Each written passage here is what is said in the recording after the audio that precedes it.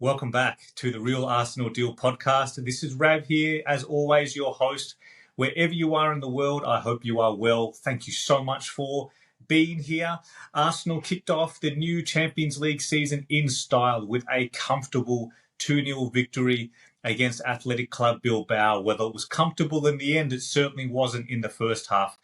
Let's just get straight into it. This is an outstanding result, absolutely outstanding. It's another win. It's 3 points, a tough away fixture in the Champions League ticked off. There's so much to like about this performance. Another clean sheet. Once again, the only goal we have conceded so far this season has been that world-class free kick conceded against Liverpool late on against Szoboszlai. And it's a resounding night for Arsenal. It's a victory for squad depth. It pretty much went as good as I could have hoped. If you'd offered me 3 points, if you'd offered me another clean sheet, to come through a match unscathed in terms of injuries and giving more minutes, more valuable minutes to the likes of Eza, Madueke integrating as a new front three with Gyökeres. Interestingly, it was Eza and Madueke's Champions League debut. That just snuck up on me. For some reason, I thought Madueke had played Champions League football, but look, there you go. He's been at Chelsea, and maybe he needed to upgrade in order to experience European nights like this. So good on him. It was just a very, very reassuring performance, and there's a lot to like about the way Arsenal handled the temperature really, really well. This is the thing I wanted to lead off. 2 years ago, I believe it was late 2023, similar circumstances. We were away to Lens in the Champions League, and RC Lens, I believe it was their first return to Champions League for quite a significant period of time. I can't recall the exact duration that they were out for, but similar circumstances in the respect that we didn't handle the occasion. And yes, at the time, we were relatively new as well to the Champions League. In terms of that squad, that age of that squad, a number of players had not experienced CO nights like that. So over the course of the match, we just couldn't quite handle the occasion. And ultimately, we conceded a late goal to them and we lost that match. And what really struck me is the atmosphere in Bilbao. What a stadium. What an unbelievable stadium. I was just in awe. I've actually watched the first 10 minutes a couple of times over just to immerse myself in the energy. It was electric. 11 years out of the Champions League they were up for this one. And there was so many stories within the stories, of course. Zubimendi and Marino being Sociedad boys, I know that they've got a lot of experience in Bilbao, but there's a bit of extra spice in that rivalry too. Such a shame Odegaard couldn't play because he too is experienced during his brief loan spell with Sociedad. I think it was around 2019, 2020. A real shame he couldn't be there to be a part of it. But then there was Raya versus Simon as in goal. And obviously, it takes a pretty special goalkeeper to keep Raya out of the number one position for their country. So there was so many battles within the battles. It was quite spicy as well at times. But one thing that just I constantly noticed was the noise, the atmosphere, the energy was electric. Like what a ticket! What a ticket to be able to get your hands on, to be a part of that. I know there was such an enthusiastic contingent of Arsenal journalists and fans, of course, who, as soon as they could snap up tickets when they became released, would have jumped at the opportunity to travel to Bilbao. And why not take a few days off as well? Immerse yourself in the city. It just looks like a beautiful part of the world. The next time I go to Spain, it's been quite some time, but I must make sure I get down to Basque Country. It was incredible. And we handled that really, really well. This is the point I'm not doing a very good job of right now of making, that we handled the occasion. We sucked the life out of, we sucked the temperature out of the game when we needed to. The first 20 or 25 minutes, they were all over Arsenal. And I had a feeling that Mikel is he doesn't always rotate as much as we might think, right? We look at our squad on paper, we look at 2 genuine players per position, but he's not gonna ring those heavy changes, especially not like this. Like when you're kicking off your Champions League campaign, we want to do what we did last year: bank as many points as early, win away, win home. So the last 2 or 3 matches, then we have the luxury of being able to rotate, rest, manage the minutes of players, whilst also seeing ourselves through to that next round and skipping that little qualifying round that happens so soon in January. So he was always going to go strong. And when you looked at the atmosphere, the energy, I totally understood why he chose to opt with Merino again in midfield, given his experience, his Spanish experience. All the La Liga players were going to play, of course: Mosquera, Zubimendi, Merino.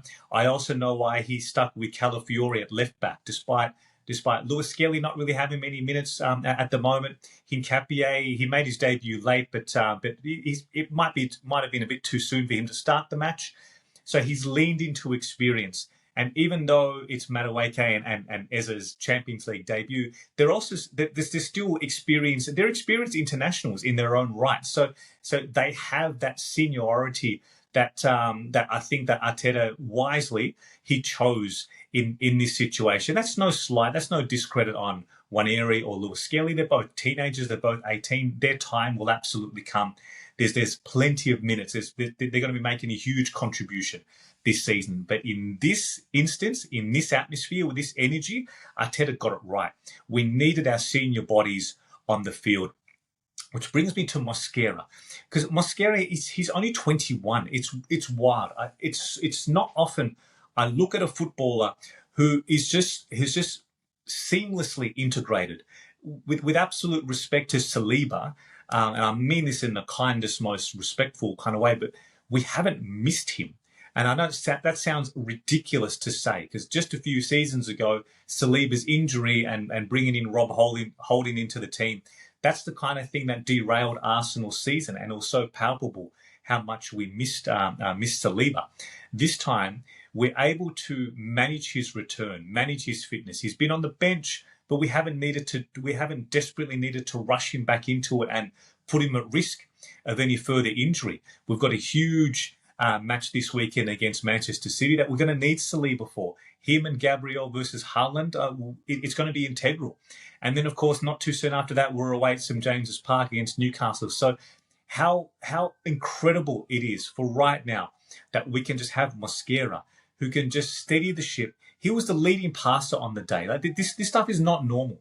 He looked so composed, so assured, just like he did when he came on the 4th or 5th minute at Anfield in that sort of pressure cooker as well. Like, he just looks like he belonged. He looks like a player who's been at Arsenal for 5-6 years under Arteta's system, whereas he only joined 6-7 weeks ago. I mean, it's incredible, and he's only 21. And if you listen to my last recording a few days ago, I was gushing over his fee as well. Like, relative to his quality, it was an absolute bargain. Arsenal have got a beautiful footballer there on a cracking deal, on cracking terms, and he just looked like he belonged. It's a real luxury to be able to have him and what he brought to the team, especially in key moments. He had an excellent combination with Zubimendi in front of him and Raya in goal. And so often it was Mosquera who was the outlet. In times gone by, you'd think Gabriel would soak up a lot of possession, have his foot on the ball, distribute wherever he needs to, and reshuffle the pack sideways or forward. It was actually Mosquera. And it was really, really noticeable to me. And I was just so impressed. Once again, he has just done his job with minimal fuss, but to the highest caliber possible. As a backline unit, like we're a machine at the moment. Timber, you just know what you're getting with him. He's just ruthlessly good. He's just so damn good. A dual monster. He's hardly ever beaten. Just so damn impressive. And the only thing I'm just keeping an eye on with the minutes of him and Calafiori and Gabriel is that it'll be great at some point if White can actually return, because I'm hoping Timber doesn't need to. I'm just not sure about doing this 2 or 3 times a week for him or Calafiori. I know we've got that Port Vale match on the horizon where I'd like to think that we're going to see some rotation at fullback. But for now, they're just excelling. They're performing at a very, very high caliber, and just what a time to be an Arsenal fan. Like it really is just it really is. I pinch myself sometimes that what we've built and that we can come through situations like this, come through these sorts of nights, these sorts of tests and challenges, and still come out on top. It's beautiful. And I haven't even mentioned yet where the goals have come from. This is a victory for Martinelli and Trossard. I want to read out our bench last night because this brings me to the next broader point. This is such a victory for Arsenal's squad, for Arsenal's bench. So we named on the bench Kepa, Setford, Saliba, Hincapié, Mars Lewis-Skelly, Christian Norgard, Ethan Nwaneri, Max Dowman, Trossard, and Martinelli. What a bench. And that excludes Saka, Havertz, Odegaard, and even Gabriel Jesus.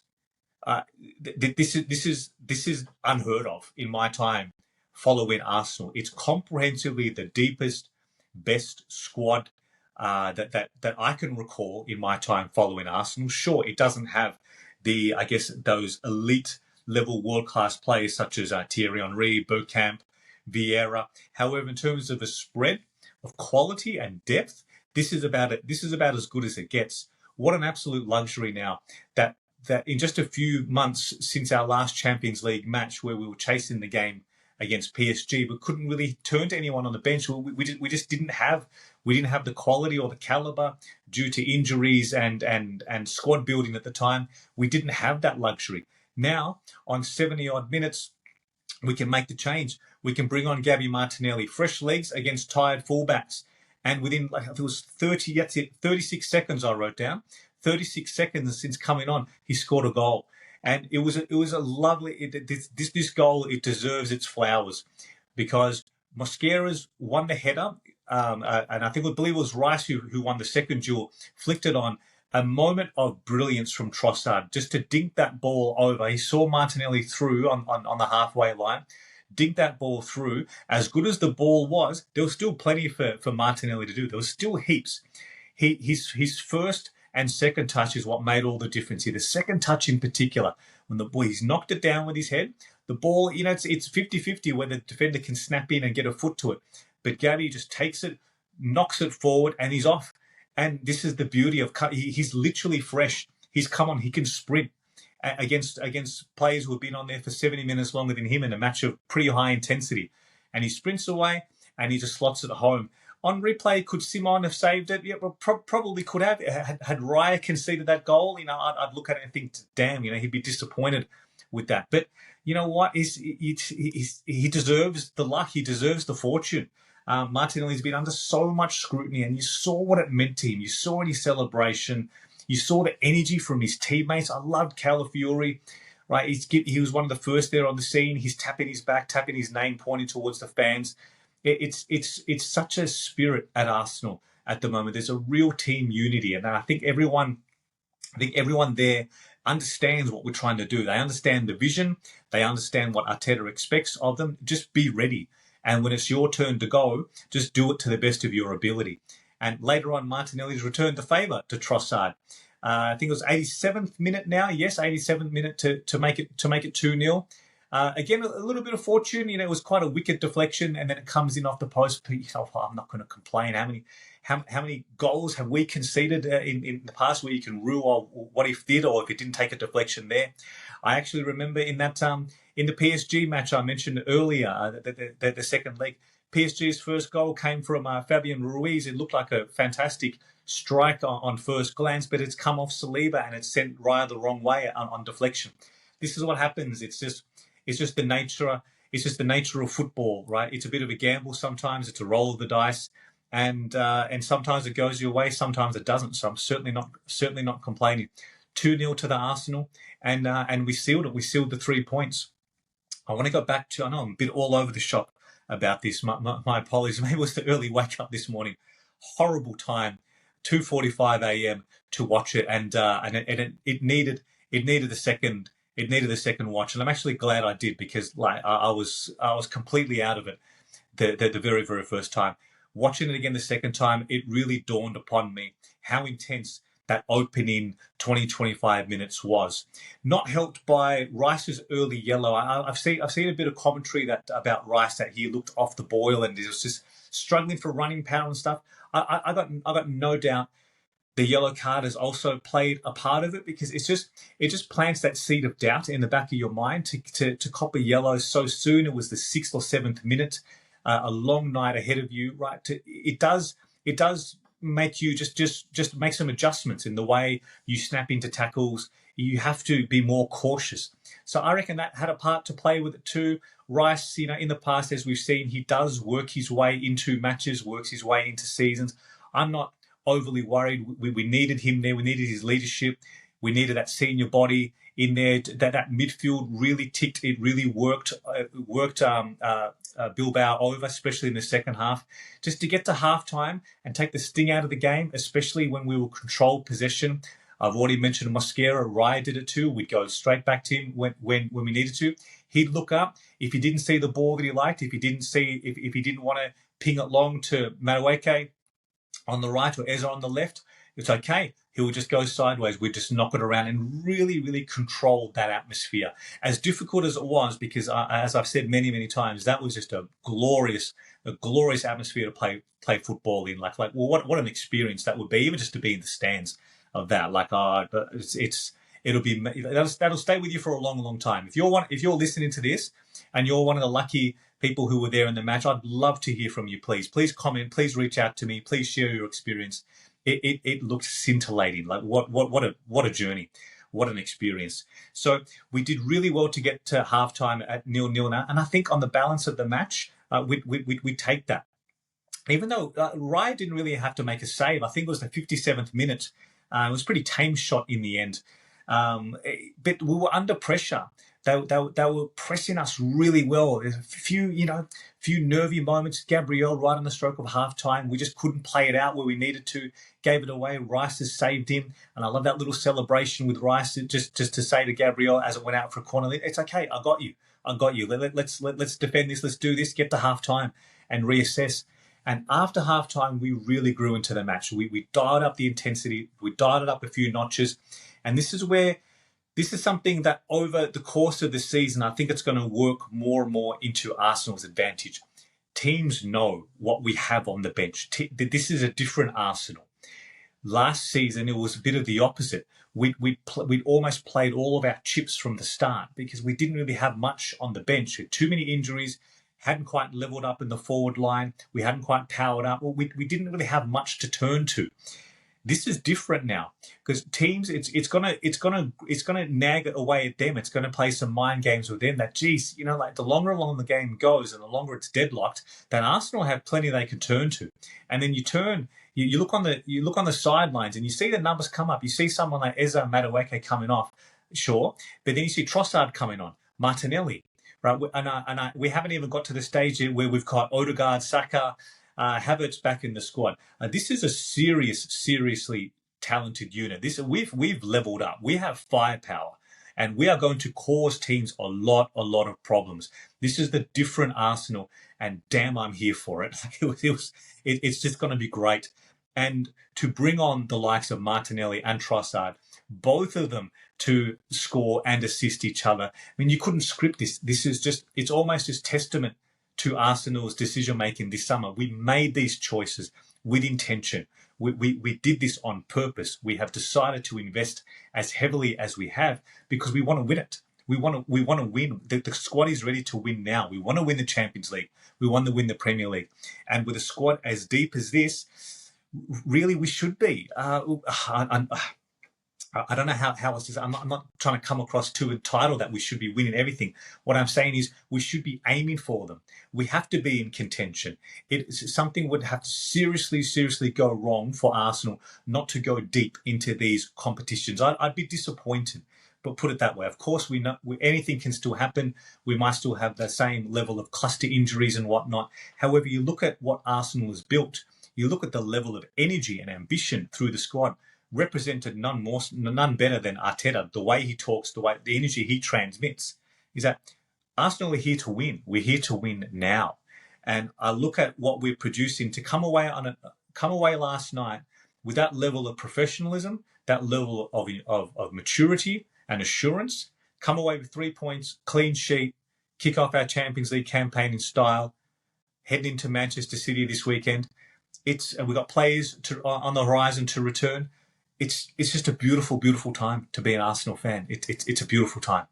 And I'm really, really excited to what the future holds for us. So just a couple of quick rounding points that I'm just checking my rundown list. Yes, there's one thing I wanted to share which I found really delightful. Well, one of the beauties of watching the match again the next morning with my sons is when my youngest, my 6-year-old, saw Gyökeres with his head taped up. I tried to explain to him that Gyökeres had copped a nasty head knock, along with Marino, by the way. They were in the wars for a little bit, the two of them. So when my son saw Gyökeres with the black bandage around his head, he asked why has he borrowed Madueke's headband? Oh, it was really cute. I just thought I had to mention that because it made me grin. It made me laugh. Just to try and explain it to him.